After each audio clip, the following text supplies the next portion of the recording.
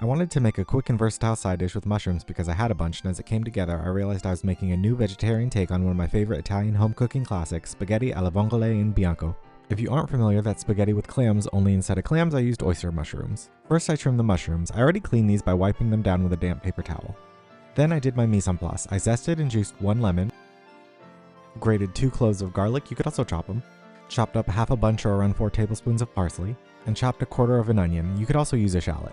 I put a couple tablespoons of olive oil into a pan over medium-low heat, added in the garlic, a teaspoon of red pepper flakes, I use Aleppo for my Mediterranean endeavors, as well as a little bit of the parsley. I let that infuse the oil for a minute or two before adding in the mushrooms and turning the heat to medium for a little bit.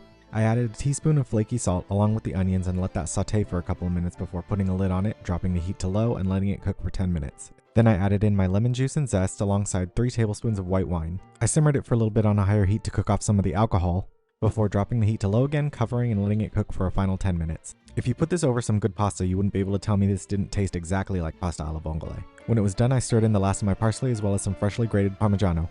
Typically, you wouldn't add cheese to a seafood pasta, but there's no seafood, so I said why not. I just had this as a side with some leftover meatballs, and the meal had a pretty low impact on my glucose. These alone probably would have had none. Oyster mushrooms bring the same briny oceanic quality as the traditional clams, which you may miss if you use other types of mushrooms, but they may bring something new and just as delicious. This is a great accompaniment to any meal, or if you just want a vegetarian take on pasta alla vongole.